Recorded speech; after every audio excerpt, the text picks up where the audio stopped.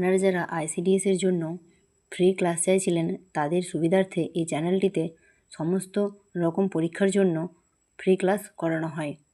2026-এ আগত আইসিডিএস পঞ্চায়েত পরীক্ষার গুরুত্বপূর্ণ প্রশ্নগুলি বাছাই করে এই চ্যানেলে দেওয়া হয়। তাই আইসিডিএসের ও পঞ্চায়েত বা বিভিন্ন পরীক্ষার জন্য ফ্রি ক্লাস পেতে হলে চ্যানেলটিকে অবশ্যই সাবস্ক্রাইব করে দিও। ক্লাসটি যদি ভালো লেগে থাকে অবশ্যই লাইক কমেন্ট করে দেবেন। আজকের ক্লাসের প্রথম প্রশ্ন হলো মাজুলি দ্বীপ কোন নদীতে অবস্থিত? এই প্রশ্নের উত্তর হয়ে যাবে ব্রহ্মপুত্র। 2 নম্বর প্রশ্ন ডান্ডিয়া কোন রাজ্যের লোকনৃত্য? এই প্রশ্নের উত্তর হয়ে যাবে গুজরাট। 3 নম্বর প্রশ্ন ভারতের শেষ মুঘল সম্রাটকে? এই প্রশ্নের উত্তর হয়ে যাবে দ্বিতীয় বাহাদুর শাহ। 4 নম্বর প্রশ্ন আজাদ হিন্দ ফৌজের প্রতিষ্ঠাতা কে? এই প্রশ্নের উত্তর হয়ে যাবে রাসবিহারী বসু। 5 নম্বর প্রশ্ন ISRO অর্থাৎ ইসরো এর সদর দপ্তর কোথায় অবস্থিত? এই প্রশ্নের উত্তর হয়ে যাবে বেঙ্গালুরুতে। 6 নম্বর প্রশ্ন ভারতের বৃহত্তম মহাসাগর কোনটি? এই প্রশ্নের উত্তর হয়ে যাবে প্রশান্ত মহাসাগর। 7 নম্বর প্রশ্ন প্রজাতন্ত্র দিবস কবে পালিত হয়? এই প্রশ্নের উত্তর হয়ে যাবে 26শে জানুয়ারি। 8 নম্বর প্রশ্ন ভারতের দীর্ঘতম নদী কোনটি?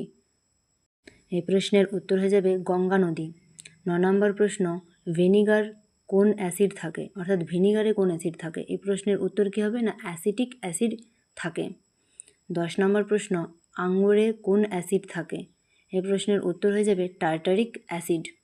11 নম্বর প্রশ্ন লাবণী কোন রাজ্যের লোকনৃত্য? এই প্রশ্নের উত্তর হয়ে যাবে মহারাষ্ট্র।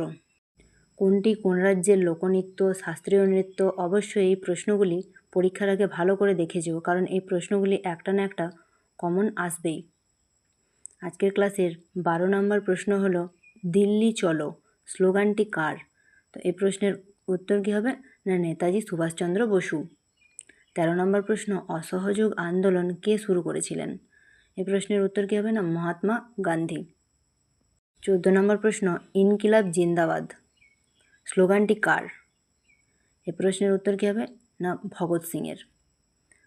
আপনারা যারা আইসিডিএসের জন্য বা পঞ্চায়েতের জন্য প্রিপারেশান নিচ্ছেন অবশ্যই কমেন্টে আইসিডিএস বা পঞ্চায়েত বলে লিখে দেবেন। এর ক্লাসের শেষ 15 নম্বর প্রশ্ন হলো সাইমন কমিশন ভারতে আসে কবে বা কবে ভারতে আসে? এই প্রশ্নের উত্তর হয়ে যাবে 1928 সালে।